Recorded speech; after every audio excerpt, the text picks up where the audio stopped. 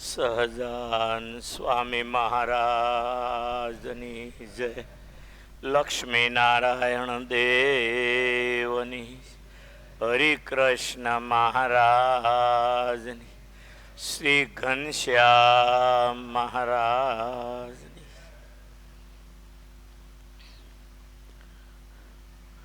પુરુષોત્તમ પ્રકાશ એટલો અદ્ભુત ગ્રંથ,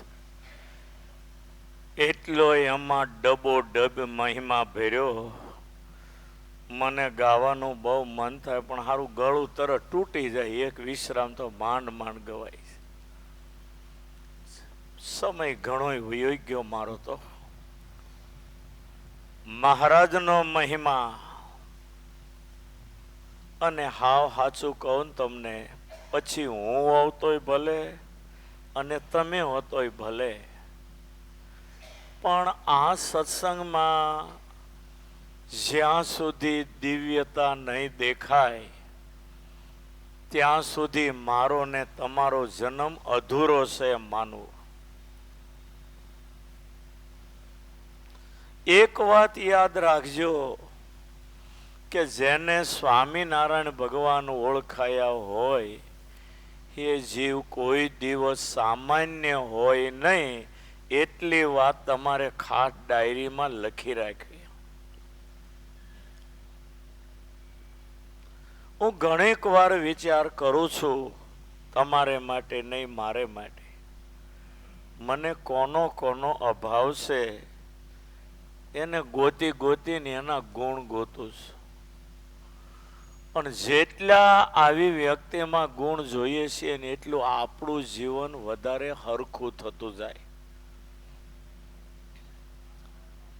જેને તેને આપણે જોઈને એના અવગુણ જોઈએ ને એટલે આપણી વૃત્તિ કાક વૃત્તિ કહેવાય. કાગડો છે ને, અગાશીમાં 4 ખૂણે 4 લાડુ મૂકો અને વચ્ચે મરેલો ઉંદર મૂકો એટલે કાગડો 4 લાડુને મૂકીને મરેલો ઉંદર જ પકડશે, કારણ કે એની વૃત્તિ એવી છે. એમ ઘણીક વાર આપણામાં એવું થઈ જાય કે સારા ગુણ મૂકી અને અવગુણ જોઈએ છીએ, જેને કારણે આપણા વિચારો સારા નથી રહેતા. ભગવાનમાં વૃત્તિ રાખીએ તો રહેતી નથી. આનું આ દોષ જોવાની વૃત્તિ એ જ કારણ છે.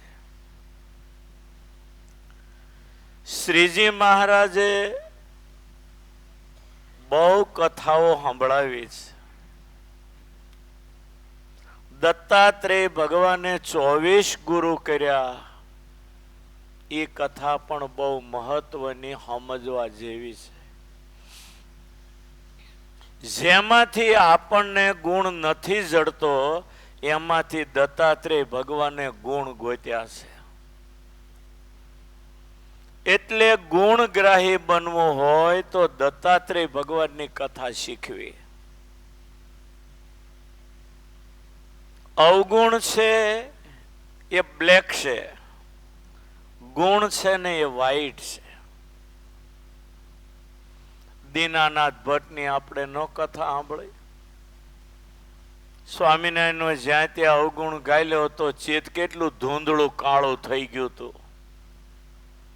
પણ સ્વામિનારાયણ ભગવાન પાસે આવ્યા ને બધી ભૂલો કબૂલ કરી અને કે હવે સહજાનંદ ગુરુ ભજે સદા, ત્યારે એનું હૃદય ઉજળું આભલા જેવું થઈ ગયું. અને આપણે માયાના જીવ, આપણે કાંઈ ઉપરથી આવેલા નથી. એટલે આપણને જેના તેમાં અવગુણ દેખાવાના. પણ જો રોજ કથા વાર્તામાં બેસીએ તો આપણી ગુણગ્રાહી વૃત્તિ થઈ જાય તો આપણું જીવન આખું બદલાઈ જાય. હું તો એવું માનું કે જેને સ્વામિનારાયણ ભગવાન ઓળખાયા હોય ને એ જીવ કોઈ સામાન્ય હોય નહીં. સત્સંગનો મહિમા જ એવો છે. અને સત્સંગનો મહિમાને સત્સંગમાં આવે તો જ એને ભગવાન ઓળખાય. ઘણા જીવ છેલ્લી અવસ્થામાં સ્વામિનારાયણને ઓળખી ગયા. સુંદરિયાણાના હેમરાસા શેઠ 88 વર્ષની ઉંમરે એને સ્વામિનારાયણ ભગવાનનો નિશ્ચય થયો. નિશ્ચય તો કેવો થયો ન પૂછો વાત, એવો નિશ્ચય થયો. જોકે સુંદરિયાણામાં હેમરાસા શેઠને 4 દીકરા હતા. વનાસા, શિવાસા, પૂજાસા અને જેઠાશા એવા 4 દીકરા હતા. ગોપાળાનંદ સ્વામીના યોગમાં આવી અને એ મહાન ભક્ત થયા. પણ હેમરાસા શેઠ વૈષ્ણવ અને ધંધુકા તાલુકાના 50 ગામમાં વૈષ્ણવ નાચના એ મોટેરા હતા. ઠાકર તો બસ ભગવાન એક, વિઠ્ઠલ બીજો કોઈ નહીં, આવો દ્રઢ અને નિશ્ચય વૈષ્ણવનો હતો. આ 4 ભાઈઓ સત્સંગી થયા. પણ હેમરાસા શેઠને સત્સંગ નહીં, વૈષ્ણવ પાકા હતા. એવામાં એકવાર ગોપાળાનંદ સ્વામી ગઢપુર હતા અને મહારાજે કહ્યું કે તમે વડતાલ જાઓ પણ સુંદરિયાણા થઈને જજો. આ તો યોગીરાજ બીજા ભગવાન જેવા, એને ખ્યાલ આવી ગયો કોઈ જીવને સત્સંગમાં લેવો હશે એટલે સુંદરિયાણા થઈને જવાની વાત કરી. યોગીરાજ ગોપાળાનંદ સ્વામી ગઢપુરથી નીકળ્યા અને સુંદરિયાણા આવ્યા. તેથી નાનું હરિમંદિર હતું ત્યાં. હેમરાસા શેઠના 4 દીકરા અને એ 4 દીકરા તરત સ્વામી આવ્યા. ખબર પડી, દોડી દોડીને મંદિરે આવ્યા. અહીંયા તો કેવું છે કે હવે રોજ સાધુ હામાં ભટકાય ને એટલે બહુ મહિમા ન રહે. છાશવારે તમને સાધુ મળે. જે મંદિરે જાઓ ત્યાં તમને સાધુ દેખાય એટલે સાધુની બહુ કિંમત ન હોય. અમે નાના હતા ને, 7, 8, 8 વર્ષના,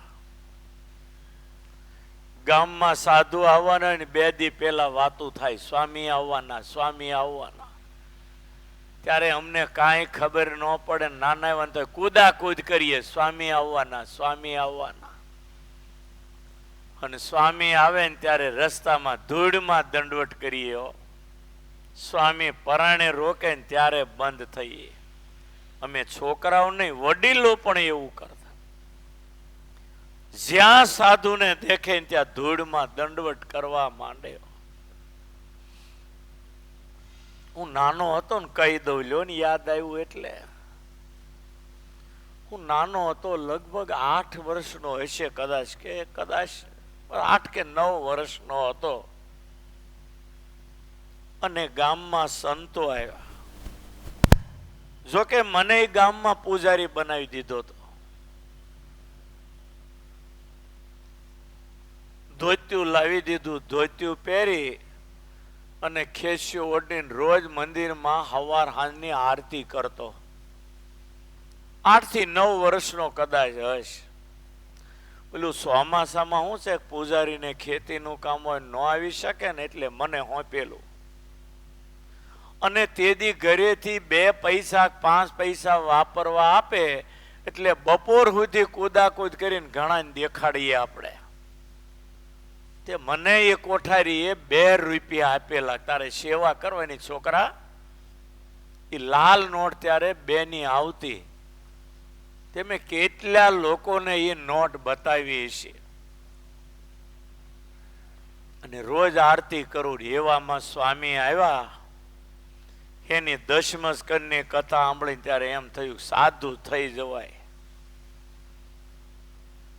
એવામાં એ સ્વામીએ મહિનો કથા કરીને પછી બાજુના ગામમાં જવું હતું. કેરાળાથી ખાલપર ગામ બાજુમાં, વચ્ચે હઠીલો ડુંગર. જૂના જમાનામાં નગર હતું ને શ્રાપથી ડુંગર થઈ ગયો ને આવો બધો ઇતિહાસ છે એનો, ડોશી પુરાણનો. બધા વડીલોએ કીધું કે બે છોકરાઓ સ્વામીને આ એક પોટલું અને અડદિયું લાડુનો આ બે વજન છે ને થોડાક સીમાડા સુધી એને મૂકવા જજો, એટલે સ્વામીને એટલો ભાર ઉપાડવો નહીં. હવે 2 કિલોમીટર એ હામું ખાલ પર ગામ. એક હતું અડદિયું અને એક હતું કપડાનું પોટલું. જૂના જમાનાના સંતો વર્ષોથી એ ધામમાં વહી ગયા. હરિનારાયણ સ્વામી અને વિશ્વપ્રકાશ પુરાણી 2 હતા ગઢડામાં, બહુ જૂના. એની કથા સાંભળીનું સાધુ થવાના વિચારે ચડેલો. તો એ સ્વામીનું એક ગામનો એક છોકરો, એને પોટલું લીધું ને મેં લાડુનું અડદિયું માથે લીધું અને 1 કિલોમીટર સુધી મૂકવા ગયા. અઠીલો ડુંગર હતો ને ત્યાં સુધી 1 કિલોમીટર થતો હશે. પછી સામે 1 કિલોમીટર ગામ, પેલું 1/2 કિલોમીટર. પછી કીધું સ્વામી હવે અમે એકલા ઘરે ન જઈએ કે. એ અઠીલા ડુંગરે પછી પોટલું ને અડદિયું મૂક્યું ને પછી એ સ્વામીએ જે 2 લાડુ ખવડાવ્યા એ હજી યાદ છે, લ્યો મગજના. અને પછી એ પોટલા ઉપાડીને હાલ્યા ને તે દી હું જોતો હતો ને ત્યારે મને રડવું આવેલું કે આપણા સ્વામી વયા જાય, આપણા સ્વામી વયા જાય. તે દી મને એવું થયેલું. બોલો, અહીંયા અત્યારે રોજ સાધુ દેખાય ને એટલે સાધુની કિંમત ન હોય. કદાચ કડવું વેણ કહીને તો ખાટું પણ લાગી જાય. પણ જેટલી વસ્તુ સસ્તી થાય છે ને એની આપણને કિંમત હોતી નથી. બાકી એક વિચાર કરો કે સ્વામિનારાયણનો સાધુ મળે ક્યાંથી?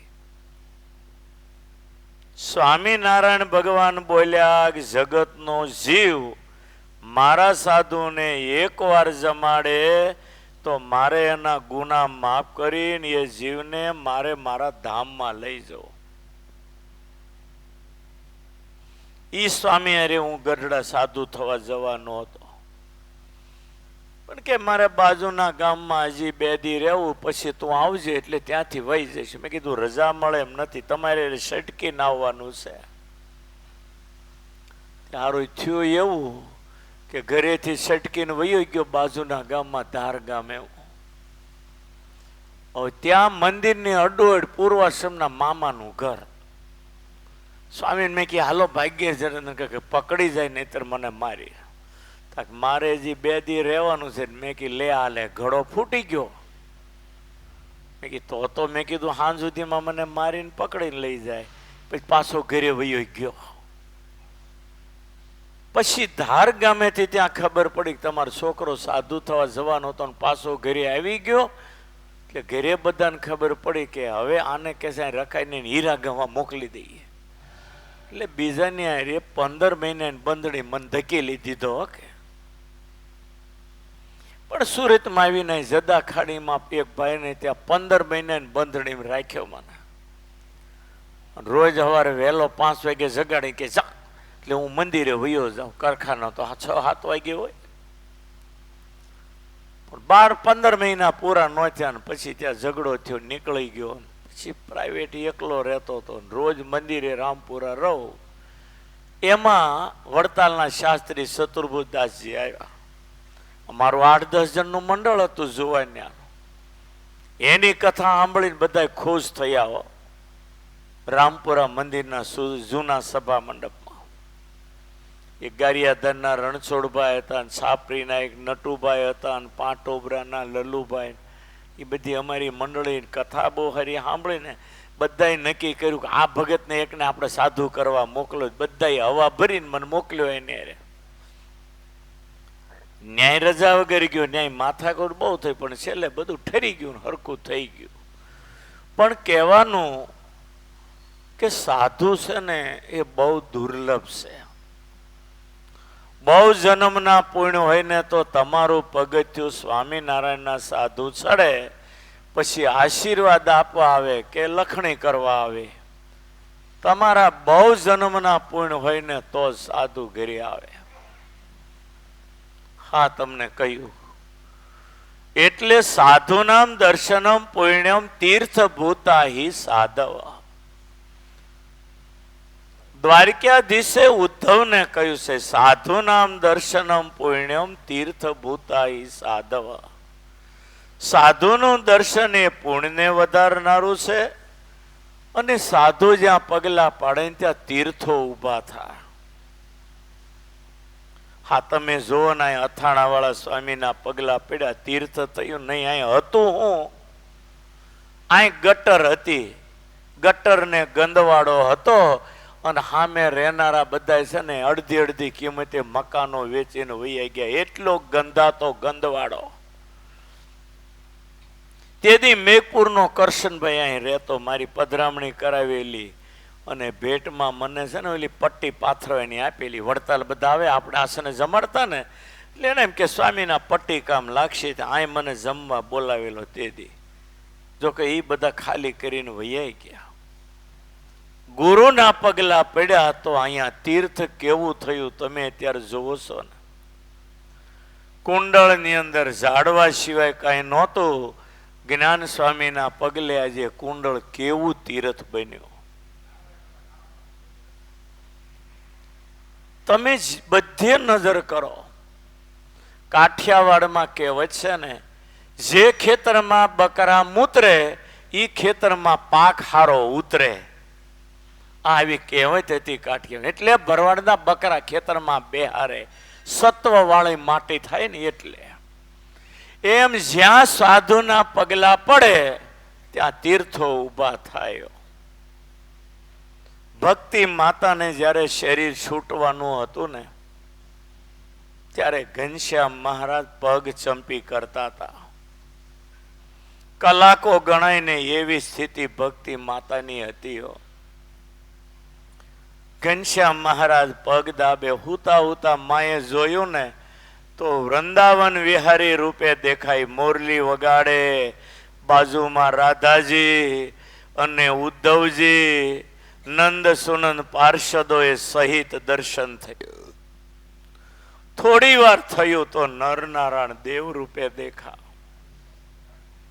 પછી ભક્તિ માતાએ કહ્યું છે કે હે પ્રભુ, હું તમને દીકરો માનું, પણ હું અહંતા મમતામાં ડૂબેલી છું. તમે તો અમને વૃંદાવનમાં વર આપનારા સાક્ષાત ભગવાન વૃંદાવન વિહારી મારે ત્યાં પુત્ર રૂપે જન્મ્યા છો. હે પ્રભુ, અહંતા મમતામાં ડૂબેલી મને જ્ઞાન આપો. મોહ અને માયામાંથી છુટકારો કેમ થાય? અને પછી ઘનશ્યામ મહારાજે જે હરિગીતાનું જ્ઞાન આપ્યું છે 5 અધ્યાયમાં, એમાં છેલ્લે કહ્યું છે કે ધર્મનું પાલન થાય, જ્ઞાન, વૈરાગ, ભક્તિ, આ બધાનું પાલન થાય. આ બધાનો ઉદય તો થાય છે સાધુનો સમાગમ કરે તો. સૌથી મોટી વાત સાધુ છે. તમે સાધુનો સમાગમ કરો એટલે તમારા પુણ્યનો ઉદય થવા માંડે ઓટોમેટિક. કોદાળીથી ખોદો તો પાણી નીકળે, એમ સાધુના પગ પકડો તો તમારા પુણ્ય ઉદય થાય. બહુ મોટી વાત, બહુ મોટી વાત. એ માં ભક્તિ, મારા સાધુનો સમાગમ, મારા સાધુને કોઈ દૂરથી હાથ જોડશે, મારા સાધુને કોઈ જમાડશે, મારા સાધુની પૂજા કરીને કોઈ કપડું ઓઢાડશે, અને આ રીતે મારા સાધુમાં ભાવ જાગશે તો જન્માંતરોના પાપના પુંજ જે ખડકાયેલા હશે એ એક પળવારમાં બળીને ભસ્મ થઈ જશે, અને જન્માંતરોના પુણ્ય જે દબાયેલા છે ને બધા મળશે ઉદય થવા. અને એને માટે એક શ્લોક ભક્તિ માતાને છેલ્લે સંત મહિમાનો કયો. હિન્દુ ધર્મના તમામ શાસ્ત્રોનું વલોવણું કરીને એમાંથી સંત મહિમાનો એક શ્લોક બનાવ્યો. હિન્દુ ધર્મના તમામ શાસ્ત્રોનું વલોવણું કરીને એનો પિંડો નીકળ્યો ને એ પિંડામાંથી મહારાજે સંત મહિમાનો એક શ્લોક બનાવ્યો. સંતો ગ્રહસ્થને ઘરે જમવા જાય ને ત્યારે આ શ્લોક બોલે એટલે એ 184 ફેરામાંથી જીવ નીકળી જાય. 84 અક્ષરનો શ્લોક 184 ફેરામાંથી જીવને બહાર કાઢી નાખે. દ્રષ્ટવા સ્પૃષ્ટાનતાવા કૃત પરિચરણા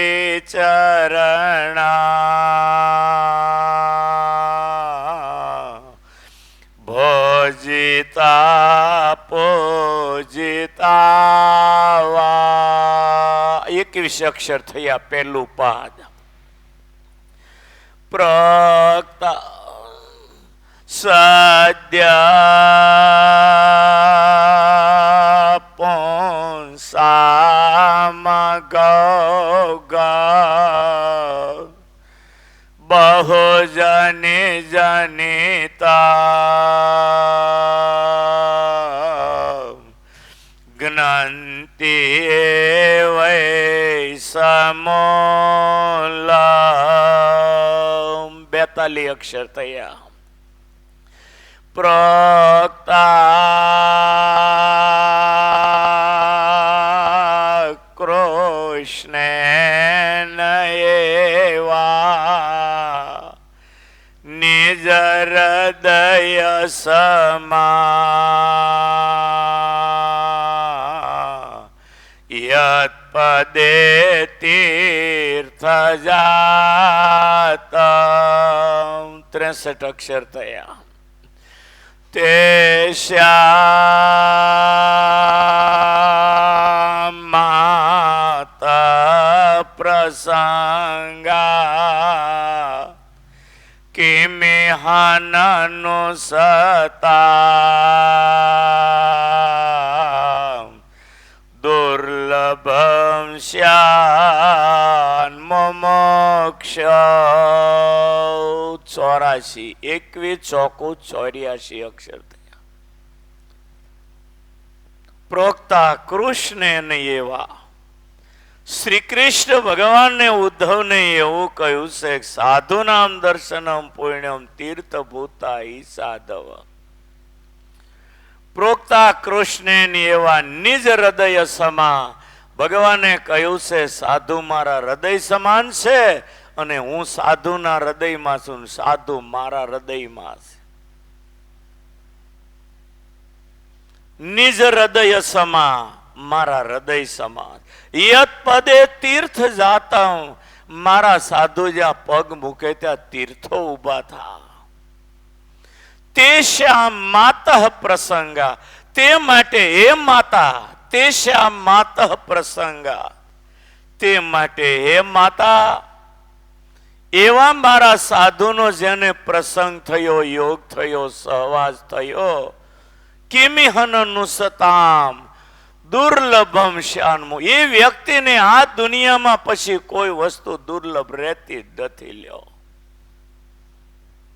આખી દુનિયાના શાસ્ત્રોનું દોહન કરી અને શતાનંદ સ્વામીએ ભગવાનના એક શ્લોક બનાવ્યો સંત મહિમા.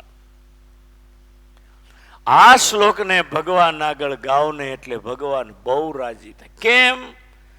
તો તમે તમારા 2 વર્ષના છોકરાને તેડીને આવો અને છોકરાને અમે ધોળો ધોળો પેંડો આપીએ અને તમે જેવા રાજી થાવ ને એવા આ શ્લોક બોલીએ એટલે ભગવાન રાજી થાય. આવો અપાર મહિમા છે. એવા આપણને તો ખજાનામાં 500 સંતો મળ્યા. એક એકનો મહિમા તો બ્રહ્માદિ દેવો ન કહી શકે એવો સંતોનો મહિમા. ભગવાન સંતનો મહિમા ગાય તો બ્રહ્મા વિષ્ણુ મહેશ મહિમા ગાય એમાં ક્યાં મોટી વાત છે. આ જગતમાં સાધુ એ બીજો ભગવાન છે. જેને સાધુ અરે હાંધો એને જિંદગીમાં ન આવે વાંધો. સાધુ ભગવાનના માર્ગના ભોમિયા છે, એટલે સાધુના પગ પકડીએ તો એ આપણને ભગવાન ઓળખાવે. એટલે સ્વામિનારાયણ ભગવાને શિક્ષાપત્રીમાં લખ્યું, કાર્ય સંગોન હંસતામ, અમારા આશ્રિતોએ નિત્ય પ્રત્યે સાધુનો સમાગમ કરવો. છેલ્લી વાર ફરી ફરીને અંતે ત્યાં જ આવીને ઊભું રહે. પેલા ભાલમાં એવું હતું, ગમે તે રસ્તે જાવ ને ફરી ફરીને આવો તો સોઢી જ આવીને ઊભું રહે. બીજી બાજુથી ફરી ફરીને આવો ને તો પાછું સોઢી જ આવીને ઊભું રહે. કેમ રણછોડભાઈ? એમ આ જગતની અંદર ભગવાનને પામવું હોય તો પેલા સાધુને પકડવા પડે. જેને સાધુ અરે એ થયું ને એ આ સંસારમાંથી નીકળી ગયો. સત્સંગનો મહિમા એટલે છે. સત્સંગ એ ચિંતામણી છે. સત્સંગ એ ભગવાનનું સ્વરૂપ છે. જેણે જેણે સંતનો સમાગમ કર્યો, સંતોને ઓળખ્યાની એ ધન્ય ધન્ય થયા છે. સંપ્રદાયના ઇતિહાસમાં તમે નજર કરો. લોયાના ઘેલા કોળી મુક્તાનંદ સ્વામીનો સમાગમ થયો, એ કેવા મહાન ભક્ત બની ગયા. ઇતિહાસમાં આજે એના ગુણ ગવાય છે. લાખો લોકો આજે એની વાત સાંભળે છે. જૂનાગઢનો ગોવો ભંગી હતો. દીવાનને ત્યાં કાંઈક હોય એવું ત્યારે આવે, દીવાનની પત્નીએ કેવડાવ્યું છે, એટલે હાંજની કઢી પડી છે ને ઓલો ગોવો આવે ને તો એને આપી દેજો કે છે. ગોવાને બોલાવ્યો એટલે ગયો. દીવાનની પત્ની બહાર ઊભી હતી. એ ગોવા હાંજની કઢી પડી છે, લઈ જજે. ગોવો કે તમારા ઘરની કઢી અમારે ન હાલે. તમે ગાળ્યા વગરના પાણી નાન તેન તમારું કઈ નિયમ ન હોય. અમે તો સ્વામિનારાયણના. આ પ્રભાવ તમે જુઓ સત્સંગનો. દીવાનના ઘરની કઢી ભંગીને ન ચાલી. બોલો. અને એ ભંગી ગોવા ભંગીને યાદ કરો ને તો તમારું ભલું થઈ જાય. એવો તો ભગવાનનો ભક્ત હતો. અને ઇતિહાસમાં જુઓ તમે, શબરી ભલે બેલડી હતી પણ રામે એના હેઠા બોર ખાધા છે. આપણે માનીએ છીએ ભગવાન સૌથી મોટા, પણ ભગવાન એના જીવનમાં એવું માને છે કે મારા ભક્ત જેવું મોટું આ દુનિયામાં કોઈ નથી. એ સગા સંબંધીમાં ભગવાન નથી માનતો, એ એના ભક્તમાં માને છે. એને નહીં કોઈ માત ને તાતા, નહીં બારજા પુત્ર ને ભ્રાત. હરિલીલામૃતમાં લખાયું છે. ભગવાન એના ભક્તમાં માને છે, બાકી સગામાં એ માનતા નથી. શરણે આવેલા જટાયુનો ઉદ્ધાર કર્યો, પણ અંતકાળે અવધપતિને દર્શન દેવા નથી ગયા. આ રામાયણનો પુરાવો છે. શરણાગત એ ભગવાનને પોતાના પ્રાણ કરતા વાલો છે. શબરીને કુટીએ જઈને બેઠા, મતંગ ઋષિના કુટીએ જઈને બેઠા, અનસુયા અહલ્યાને કુટીએ જઈને ભગવાન બેઠો હતો. જિંદગીમાં સાધુ સંતોના યોગમાં કાયમ રહેવું. આપણી પાસે 500 સંતો હતા. ભગવાન જગતમાં આવ્યા એ તો એની દયા બરાબર, પણ સૌથી મોટી દયા કે 500 સંતોને આ જગતમાં લાવ્યા. અને કેવા સંતો, ભગવાન જેવા સંતો. એ ગોપાળાનંદ સ્વામી દ્રષ્ટિ કરે ને બોરડીના કાંટા નીચે પડી જાય. આ ચમત્કાર તો તમે જુઓ. પણ એ જ બોરડીના બોરના ઠળિયાને વાવો તો પાછું કાંટા વાળું થાય. કાંટા ખરી ગયા. એ ગોપાળાનંદ સ્વામીનો પ્રભાવ હતો.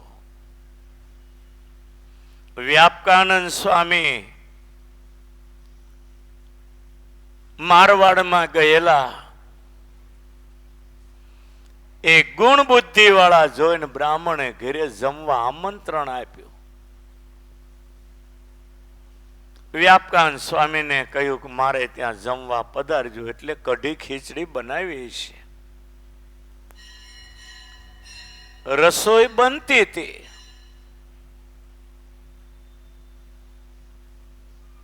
રસોઈ બનતી હતી. સંતો અશ્રીમાં બેઠા.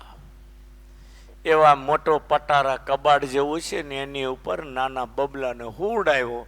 તે દરદરતો આવ્યો નીચે, મૃત્યુ પામ્યો. કાલે પાટીદાર ભવન પાસે જ બન્યું ને. 8મે 10મે માળેથી બાઈએ છોકરાને ફેંકી દીધો, મરી ગયો ને 2 મિનિટ અડધી મિનિટમાં ઈ પડીને મરી ગઈ ગણપતિજીની બાજુમાં. એમાં બાળક મૃત્યુ પામ્યું. બ્રાહ્મણ ભાવિક હતો. વિચાર થયું કરે હવે શું કરવું? હવે હુત્યક થઈ ગયો. સાધુને જમાડાય નહીં. ઘરમાં જઈને જોયું તો બાળક તો મૃત્યુ પામ્યું. બાએ રસોઈ બનાવી નાખી. ભાવિક ઘર હતું. સંતો બહાર બેઠા હતા. સંતોને ના પાડો, હવે નહીં જમાડાય, આપણું બાળક મૃત્યુ પામ્યું. એને ઢાંકીને સંતોને મનાવીને રજા આપવા જાય. પણ હું થયું તમે એમ ગદગદ કેમ થઈ ગયા?